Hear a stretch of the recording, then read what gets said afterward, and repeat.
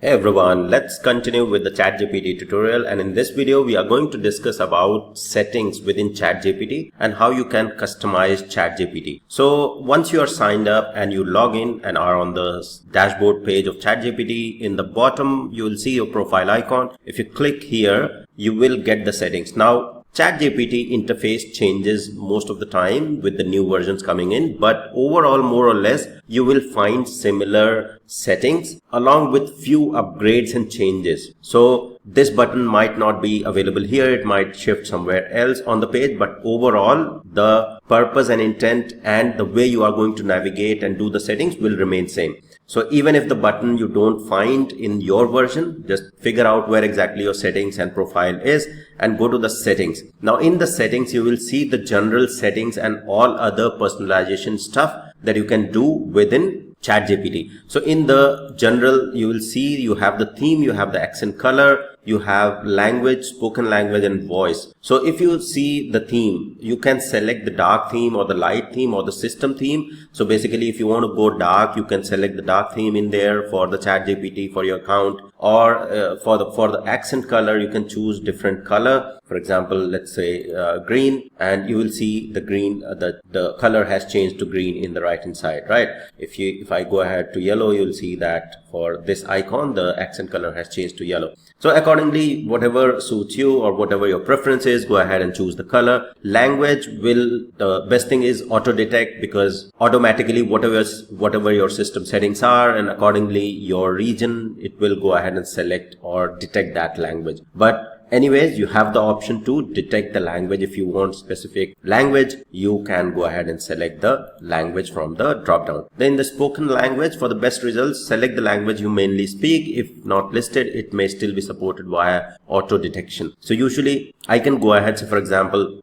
if the language support is there, I can speak in Hindi as well, because I am a Hindi speaker and can speak English as well. So auto detect mode, if that language auto detection is possible, it will go ahead and auto detect and help with that if I want to do voice search in that case. Then the voice, you will see that you have different voice options. So you can select basically what sort of male or female voice, what sort of voice you are looking for. So you can select accordingly from the voice section. So these are the general settings. Now going to the notifications, you will see that in the notification you have the responses that you can enable the push notifications, and similarly for the tasks you can enable the push and email notification or disable those. If we go to the personalization, this is little, I'll cover personalization in a separate video, because this is very important section for you to get really good responses out of the large language model, especially ChatGPT. When you go ahead and personalize the details and use the personalization setting, the custom instructions and the memory, you will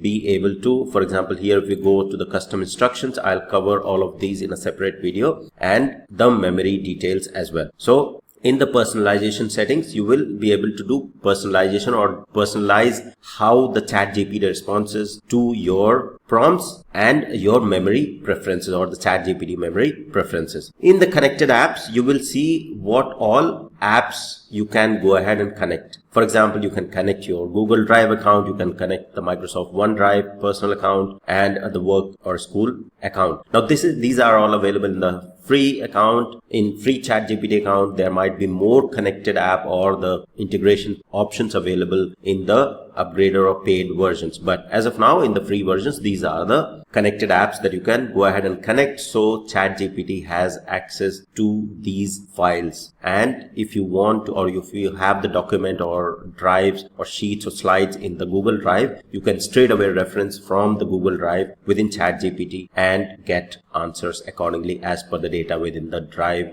within the sheets or within the documents that you have in the Google Drive or the Microsoft OneDrive. Then if we go to the data controls, here you will see that improve the model for everyone is on. What this means is that whatever you are typing in, whatever search or whatever prompt you are typing in, that is being shared with ChatGPT to basically, if this is turned on, that you are sharing that content to train the model. So allow your content to be used to train our model, which makes ChatGPT better for you and everyone who uses it. We take steps to protect your privacy. So make sure, go ahead and learn more about the privacy. If you want to turn this off, that whatever you are searching doesn't go and being used by ChatGPT to train their model or to learn and see what exactly you are looking for and asking in terms of prompt, that information will also be shared. So you can toggle it on and off. And then in the voice mode as well, by default, it will be turned on. So you can also include your audio recordings. For example, I asks a question or a voice question or audio question, that I can also include that to be shared with ChatGPT to train their model or further train their model. And then also the video recording as well. So you can toggle these on and off as well. By default, they are on. I'll keep it off, but you have the option to toggle off everything in there. Then if you go to the security, you have the multi-factor authentication, highly recommended to secure your account, making sure that if you enable multi-factor authentication, then you will have the extra security challenge when logging in. If you are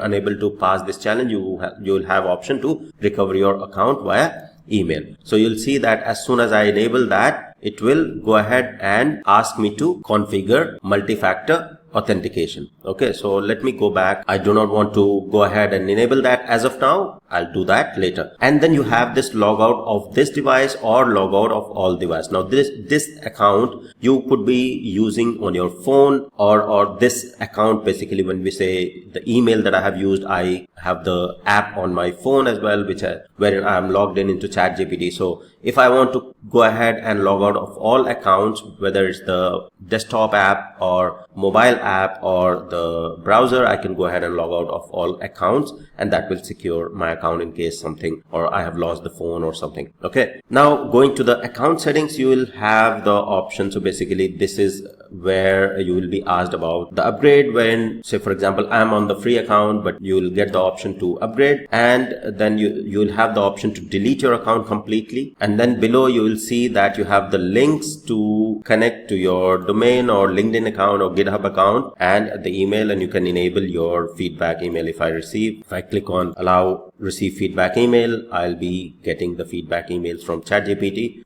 on my email account. Okay, so this is basically the settings or the important settings of ChatGPT that you must be aware. And once you know these settings, it will be really helpful for you to basically understand what all settings are there and how you can control those settings in ChatGPT. Now in the next video, I'll cover completely with a practical approach about the personalization and why personalization is really helpful and memory settings are really helpful in the settings. Okay, so that's all for this video. I'll see you in the next video with the personalization settings in ChatGPT. Thank you. See you in the next one.